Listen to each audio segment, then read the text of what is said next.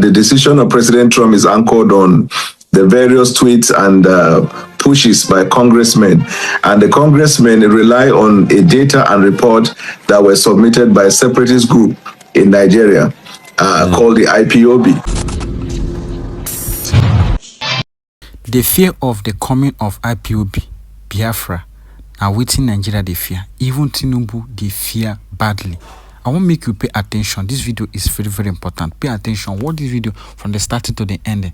Even the ending side are important. So calm down. Watch this video to the end so that you go understand every single thing where they go on for Nigeria and the battle with the battle, the lobby US, so that US no go even try to divide the country or make Biafra come, because they know what they benefit from Biafra people and Biafra land. This Biafra matter don't put Nigeria into trouble for United States of America.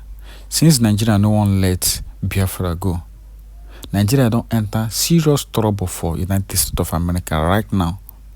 Even Tinubu now they in trouble too. Last time news come out, few Nigeria governments they lobby the United States Congress $9 million to make sure say they deny say no wahala for Nigeria. A lot of things where they go on presently right now will be said that they try to sabotage or silence the movement of United States of America entering to Nigeria to make sure say they clear all the whole problem where they go on and to even divide the country. Nigeria don't lobby so, even to the extent that they even pay monthly for people with the United States of America. A lot of things where they go on. I know we just talk much. I go play the video for you so that you go watch for yourself. Even this, my brother, news analyst, explain much about what they go on. And at the end, you will see many reasons and many reactions people will don't give about what they go on for United States of America. And when I hear them, I just feel like this thing where they go on, you know, be saying something where they hidden again. Everybody is now becoming obvious to everybody. So I want me to pay attention, listen to what they go on for United States of America and what they go on between Nigeria and Biafra and the clashes where would they get. Share this video to everyone on every social media platform. Don't forget to click the subscribe button for more updates and drop your opinion, drop your thoughts at the comment section. What do you think about this movement? All these movements, what did they do? No matter how they try to do them, I go still talk them again. Biafra must come. It's a certainty. So anybody will be say they try to think say no matter what they do, like the other time, like Mohammed they talk say Biafra na fraud and all the whole Biafra na terrorists. We be say they see people will be say the terrorists, they know they even talk after in confession. The video there for my channel there. So I'm not going to just talk much. Share this video to everyone. Don't forget to click the subscribe button for more updates. And the only one I feel take encourage support us by sharing the video and like and drop your opinion at the comment section. Click the subscribe button for more updates. Thank you. Again, the Nigerian government has entered into a bigger problem in the United States of America. And this time around, the matter is on the table of the congressmen in the United States. Just 2 days ago, the congressmen had their session and it was all about Nigeria, Nigeria, Nigeria. Oh, what a nation. Now, let me tell you what has happened and what is happening currently. If you remember, on the 13th day of January 2026, just a few weeks ago, we woke up to the news that the Nigerian government has paid a lobby firm in the United States of America the sum of $9 million to go and lobby the US lawmakers that there is no Christian genocide in Nigeria. I'm very sure that most of us saw that news. Now, when people started asking the Nigerian government, where did you see this kind of amount of money? And why must you spend this amount? The federal government came out to say that it was because IPOB is paying a lobby firm in the United States. And IPOB is paying their lobbyists the sum of $60,000 a month. So Nigerian government has to increase their own. That Nigeria has money. And so Nigeria has to pay $9 million a year contract. Now, that aside, fast forward to today. Now, we've woken up to the news that the US Congress has slammed the federal government of Nigeria for that money they pay. They have said that they are not pleased with Nigeria. They say they are disappointed in the federal government of Nigeria for paying the sum of $9 million just to come and convince them that there is no Christian genocide. Meanwhile, there is genocide going on in Nigeria.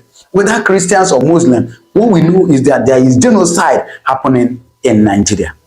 Please stay with me. First of all, I'm going to read this article for you, just a very short article. Then I will tell you the shocking news you will not see on the internet space. Please, I beg you to stay with me. Let's dive down into this news. Now, from this news, we can see, let me zoom it. It said, the United States Congressional hearing on global religious freedom has criticized the federal government's reported $9 million robbery contract in Washington, with lawmakers warning that the deal appeared to be aimed at downplaying serious human rights and religious freedom violations. Okay, they went on to say, the concerns were raised on Wednesday during a joint hearing of the House Subcommittee on Africa and Subcommittee on the Western Hemisphere, titled Defending Religious Freedom Around the World. All right, he went on to say, the session, monitored by Saturday Punch, featured testimony from former U.S. Ambassador at Large for International Religious Freedom, Sam Brambach, and former chair of the U.S. Commission on International Religious Freedom, Dr. Stephen Shenek. All right, let's see what they said next. Okay, let me zoom it a bit.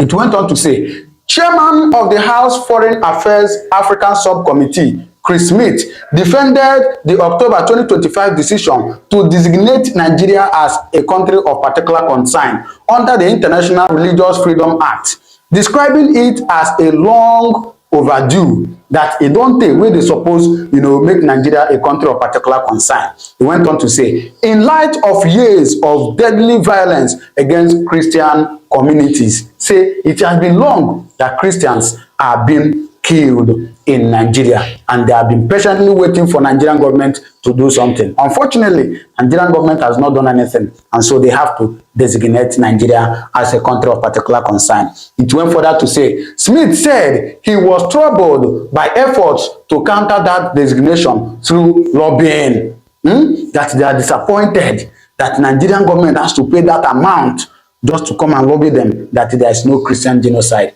The chairman lamented, I just want to say to my colleagues that I am deeply concerned that Nigeria has hired the lobby firm DCI Group to the tune of $9 million, $750,000 a month. They pay $750,000 a month. Remember, report they gave us was IPOB was paying $60,000. So Nigerian government, because they have money they, come on, they have to pay $750,000 a month. It went further to say, and a Nigerian billionaire has entered into $120,000 a month contract with Washington-based consulting firm Vedom to influence Congress and the executive branch. Wait, we are still talking about the one the federal government paid. They are now telling us that a Nigerian billionaire has, paid even $120,000 just to come and influence the executive branch of the United States of America. The question now is, who is this Nigerian billionaire? Is he from the east, from the west, or from the north? Who is he? We don't know yet. Now, it went further to say, things they happen for Nigeria. When I tell you things they happen for Nigeria. Now, let's see this news, okay? It went further to say, they hire these firms. They come up with their very well-written talking points to say nothing, to see here. And unfortunately, how these firms are just so good at advocating for their clients for religious freedom. They are saying that these firms they hire, that they are good. They can come and sweet talk with whether they put juju for tongue. Person no. But once they come and tell you that, come on, that country is free, nothing is happening, you will believe. But unfortunately, this one failed. They went further to say, while Smith framed the CPC, that is Country of Particular Concern designation, as necessary pressure on Nigeria, ranking members Sarah Jacobs criticized what she called an overly narrowed focus on Christian persecution. All right. Jacob noted that despite stated concern about religious violence, the US had cut hundreds of millions of dollars in foreign assistance to Nigeria. US has cut some, deal with Nigeria, including programs supporting faith leaders and conflict-affected communities. US has cut deals with Nigeria. Okay, she cited the termination of the Community Initiative to Promote Peace program, which she said had helped reduce violence in parts of the country. So this is what has happened so far. Now, my question in this video is this: who is that billionaire that paid $120,000 to a lobby firm to go and lobby the US lawmakers? Who is that? Again, if you remember, I'm very sure that most of us are familiar with this man, Willie Moore. He is a US lawmaker. This man has been saying earlier that, come on, to break up Nigeria is the best way that Christians can be saved in Nigeria. But just on this session they had a couple of days ago, this man said, no, we are not going to break up Nigeria. That if we break up Nigeria, that terrorists will be encouraged more to go and attack the other nations. And people, where I saw the news, actually, people started commenting that, come on, he has received, his part in that $9 million. My people, things are happening. Things are really, really happening in Nigeria. Money is not a problem. Money is not a problem. Nigerian government has the money. They can do and don't do. Come on, so money is not the problem. The problem is how to get them. But should I say, unfortunately, they are getting them, as reports we've received. Anyway, I'm not going to allow you to watch a video.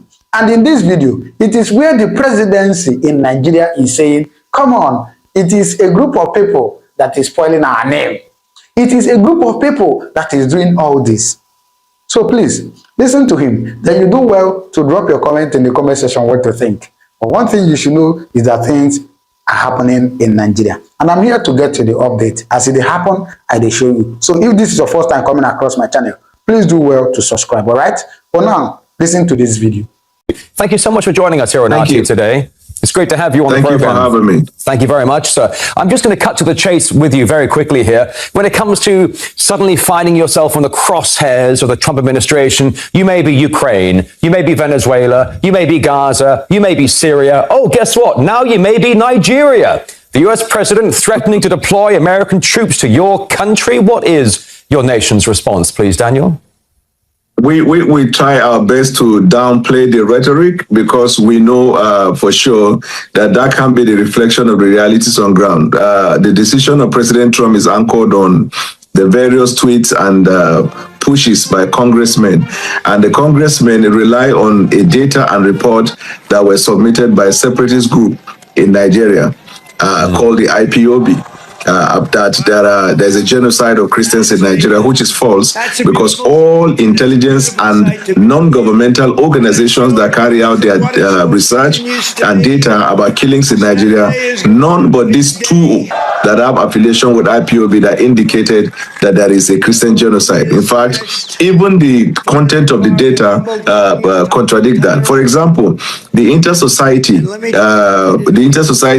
Civil Liberties and Human Rights that produced that report tried to allege that the killings of IPOB separatist group in the southeastern Nigeria were conducted by the Nigerian forces, and that the killing of even the citizens of the southeast were conducted by the Nigerian forces under the pretext that because the people in the southeast have Jewish history and tradition. And it is very unfortunate. The second report, which is by Observatory for Religious Freedom in Africa, In their own report, they admitted that there have been more killings of people who have not identified as Christians or Muslims, then followed by the killings of Christians, and thirdly, by the killings of the Muslims. But they concluded that these killings were conducted by Fulani militia, meaning that they kill Christians, they kill Muslims, and they kill non-Christians and non-Muslims. Yeah. How can you write a report like that and also conclude that there is a genocide of one of them? With IPOB that indicated that there is a Christian genocide. In fact, even the content of the data contradict that. For example, the Inter-Society Civil Liberties and Human Rights that produced that report tried to allege that the killings of IPOB separatist group in the southeastern Nigeria were conducted by the Nigerian forces, and that the killing of even the citizens of the southeast were conducted by the Nigerian forces under the pretext that because the people in the southeast have Jewish history and tradition. And it is very unfortunate. The second report, which is by Observatory for Religious Freedom in Africa, in their own report, they admitted that there have been more killings of people who have not identified as Christians or Muslims, then followed by the killings of Christians, and thirdly, by the killings of the Muslims. But they concluded that these killings were conducted by Fulani militia, meaning that they kill Christians, they kill Muslims, and they kill non-Christians and non-Muslims. Yeah. How can you write a report like that and also conclude that there is a genocide of one of them? Yeah, I mean, I was just reading your interview with the BBC recently, and they were saying that there are various groups that are monitoring the violence. They say there's no evidence to suggest the Christians are being killed more than the Muslims in Nigeria, as you are saying, it's roughly evenly divided, I guess, between followers of both religions. In fact, you know what, going back to this interview with the BBC, by the way, you were in this interview, they said that claims of a genocide against Nigeria's Christians have been circulating in recent weeks and months in some right-wing American circles. How would you break down those last words I just said? I quite agree, and let me tell you further. In fact, there is this investigative report that was conducted 2 weeks ago in Nigeria that suggested that hoax, that narrative, was amplified by the separatist group called the IPOB since 2016, that there is a Christian genocide and that the genocide is against them because they have a Jewish tradition. But the amplification now affected the people of the right wing of the Republican Party in the United States, which was pushed by Senator Ted Cruz and followed by Riley Moore. These are senators who have lost the favor and favor with the MAGA base because they were considered and are still considered as people that have pandered so much to the APAC and the APAC back agenda.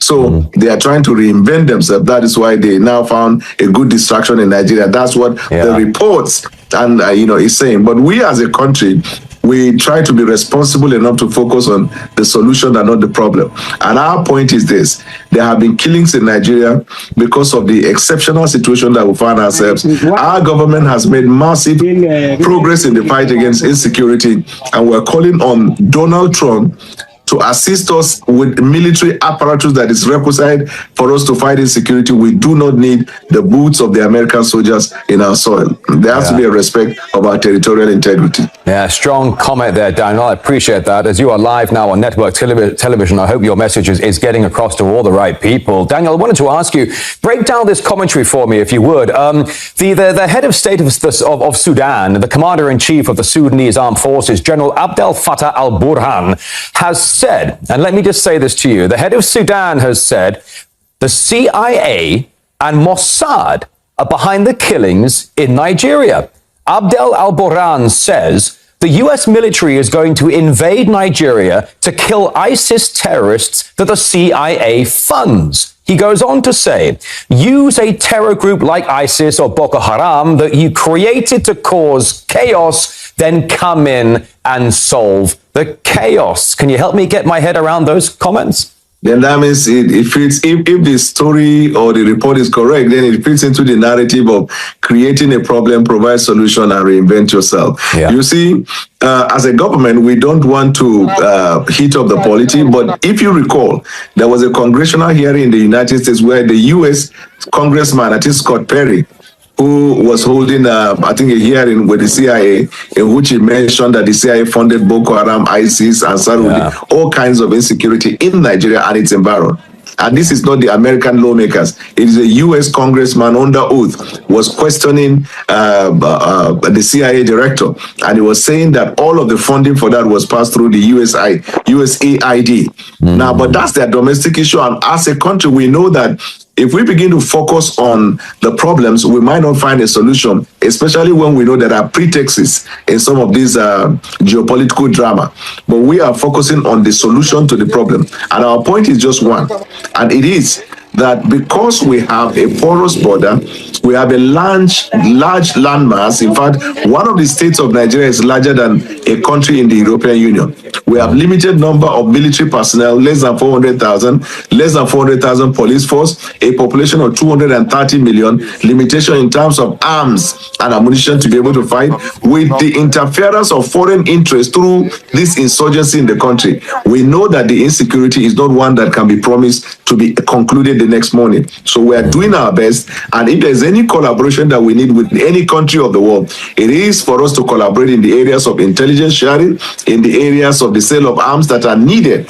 Take, for example, the United States of America, and that's why we're thankful to Donald Trump. In his first term, Donald Trump was the one that reversed the order before him and then signed executive order, began to sell arms to us, and were able to get the Super Tucana and all that. In his second term, he indicated interest. But we know the limitation of some of these ammunitions. We paid up front, but then it comes with the agreement that you cannot use it in certain geographical location in the country. So it's easy for this Boko Haram or insurgent to migrate to the place where you can use the arms around. So we want a broader conversation that will expand access to some of this military hardware that we need in order to put an end to this insecurity. Okay, appreciate it, Daniel. Listen, I want to break this down onto let's talk about the global geopolitical chessboard for a moment here, Daniel, if we can. You know, when Iraq kicked off 25 years ago or so, a lot of people said, well, Iraq has oil. Today, a lot of people are looking at Venezuela. Trump's got the crosshairs on Venezuela. People are there saying, well, Venezuela's got the most oil in the world. Go to Afghanistan. Rare earth minerals. And I could just go on and on and on. Tell me, Daniel, Nigeria. Why Nigeria? A lot of people have asked the question, and it's a valid question to ask, that why is it that most of the differences occur with countries that have oil? And intriguing enough, most of these interventions, as you can see, I'm talking on the evidence of record, most of these interventions that were carried out based on the intelligence assessment of CIA have almost always, proved to be wrong. Take, for example, the invasion of Libya and the ousting of Gaddafi. At the end of the day, Hillary Clinton, under oath, told the Congress it was a mistake. Barack Obama, after he left the office, said it was a mistake. When Iraq was invaded and Saddam was ousted, at the end of the day, George Bush admitted it was a mistake. There was no weapons of mass destruction. Yeah. Afghanistan was invaded. The regime was changed. After 11 years and more than $3 trillion, they had to give it back to the Taliban again, and felt that it was a wasted war. You can go to Sudan, you can go to almost every part of the world where by the time after the fact assessment, it has always come to be that either there was a waste of money, or there is a poor report of intelligence, or there was a no need for interference in the first place. This is the problems we are confronted, and it is creating a very serious problem around the geopolitical power equation.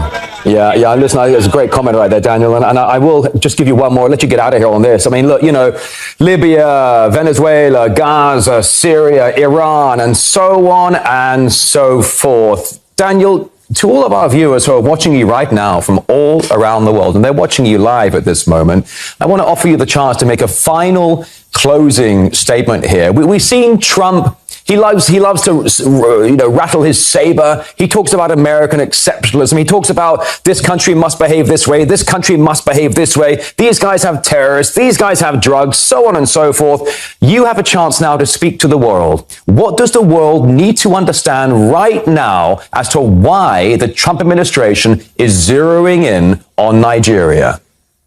Respect for territorial integrity of countries. And in fact, even if you think of interfering in foreign government, there are certain guidelines and factors that must influence your consideration. If the country is a hostile country to your national security interest, then it can't be justified that superpowers do that. But in the case of Nigeria, Nigeria is a partner. We have shared interests and shared destiny. We both believe in democratic rule. We believe in the rule of law. We believe in the administration of justice. We believe we have shared intelligence, shared interest in intelligence, in financial crimes and all of that. You cannot have a friend like that and push out the rhetoric that you're just coming into that country to invade, to do this and that. We're only consoled by one fact, that President Trump being a businessman, that has been his tactics and style of communication, and Nigeria has never been the exception. You recall, it was the same case he had with the president of South Africa, and then he forced a sit down. He had similar with that of Zelensky. He forced a sit down. He had the same at some point with the leader of North Korea.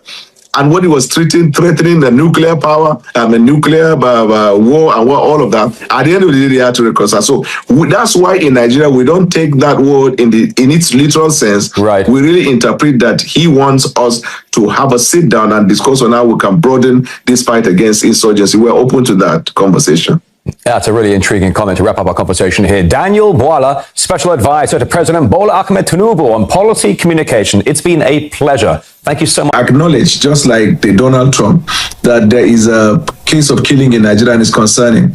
Our differences is that we object to the notion that the killing is targeted at a religion, because the whole idea of a Christian genocide is a hoax that was commenced by a separatist group in Nigeria, and their intention is so that intervention from foreign government will create a discord in Nigeria, probably put Nigeria into a problem, and that's why we said we reject that, but we welcome support as long as it helps in advancing what we're doing. You say there's no Christian genocide in your country. The South African government, even at the White House, told Donald Trump, the US president, that there's no Afrikaner genocide in this country, yet the doors under a refugee resettlement program in the US on the false basis remain open to white Afrikaner South Africans. So basically, the government of this country has not been able to convince him to change his mind on following those false reports. If you're saying these claims of a Christian genocide are also false, why do you think that Nigeria will have better luck in convincing the Trump administration otherwise? Trump has always been one that is open to dialogue.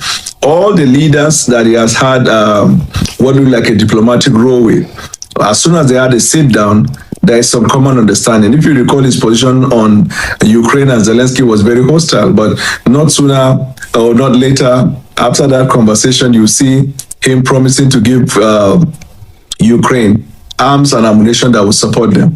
He has similar issue with a lot of countries of the world like that. His approach is supposed to push, from an aggressive point of view, so he can have a sit down. So we know that he will be convinced. First of all, his position on the killings in Nigeria is based on the report given by the congressman. The congressman also relied on a report, two reports actually.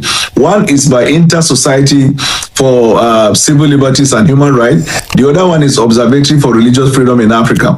Both of the reports, the facts in those reports contradicted the outcome that says there is genocide. I'm sure that if Donald Trump had listened to the various ears of the government of America, like the intelligence platforms, and look at also assessment report by USIP, Amnesty International, Human Rights Watch, European Union, none of these bodies that I have mentioned have agreed with the notion that there is a targeted killing of a particular religion. But their point is that there are killings. And these killings, they have also admitted, have since reduced when this President Bola Ahmed Tinubu came to power. I know you've mentioned rights organizations that have collected, as you say, data on this issue, but what credible evidence or data does the Nigerian government, have currently that it will be able to share with the Americans to show that there's no disproportionate or exclusive killing that targets Christian communities in the country at the moment? Do you collect credible data on that? Yes, there is no extraordinary data other than the data that is already out in the open space. I mean, we are not acting like we have one supernatural data we keep somewhere. Even the data that is bandied and brandished in public sphere, all we need is just to point to the data and the point in which, for example, if you look at the report by Observatory for Religious Freedom in Africa, they admitted in that report that there is a killing, and killing is perpetrated by Islamic militia, and that these same people kill Christians, they kill Muslims, they kill non-religious persons. That same report suggested that there are more people have died who have not identified as Christians or Muslim. That same report also stated that the killings of Muslim is higher in proportion than the Christian, but that there is killing across board. How can you write a report like that and then conclude that there is genocide? Genocide does not have this type of reflective data. Genocide is a calculated elimination of a group because of their identity, and in most cases with the element of the state. That doesn't qualify. Then if you talk of the persecution, the same. It doesn't qualify into that. When you say Christians are persecuted in Nigeria, the evidence of that persecution should be reflected in every part of Nigeria. But if you are profiling crisis in a particular place to make a conclusion, do we also suggest that the killings that is done on Muslims in the northwestern Nigeria and northeast is also a genocide against the Muslims? So we as a responsible government, we don't toe in that part. Every killing is regrettable and regretted. Every killing of a Nigerian citizen is a problem to the government of Nigeria. And for us to forge, we look at this as criminal element and we'll find solution by decimating them, but not to profile how many is more than how many and how many. It is childish. It is not supported by the national security interest. So all we do, like I told you, we don't have extraordinary report, but to point to Donald Trump based on the report that he's relying on. So place suggests that it is not a profiling of genocide in Nigeria. We're out of time, so if you can answer in a minute or less, sir, I'd appreciate it. So I'll put two questions into one, if I may. The first being, what will Nigeria do? How would it respond in the event that President Trump approved unilateral military action in your country? How would the Nigerian government respond? And the second would be, there were reports earlier, I see now they've been denied, refuted, described as false, that President Tinubu was going to visit Washington as soon as tomorrow, possibly. When that trip does ultimately happen, do you think it is what would be able to change the narrative in Washington on this issue? If and when that trip happens, definitely it will change the narrative. Just like the case of South Africa, the president of South Africa visited, and after the drama that took place, the tension kind of went down. So we believe that. And then secondly, there is never going to be a case of military intervention in Nigeria. So there is no need to start thinking about if, because we know the tactics, the body language of President Trump. He will push a word that is forceful, but once he forces a sit down, and that will be the end of it. And we have replete of cases with countries of the world. And to confirm, there is no official visit by President Tinubu or anyone else to Washington in the coming hours. We reserve our comment as to if, when, and how. Diplomacy requires protocol, and we have to respect the protocol. So nothing for tomorrow. Diplomacy requires protocols, and we respect the protocol. Daniel Bwala, good to speak to you, advisor to the Nigerian president, speaking to us about those threats by President Trump. My people now don't hear what they go on for this country. Now the reason why everybody they clamor for division, you don't see them. So what do you think after hearing everything they go on? Make sure you drop your opinion at the comment section, and don't forget to share this video to everyone on every social media platform, and click the subscribe button for more updates. Thank you.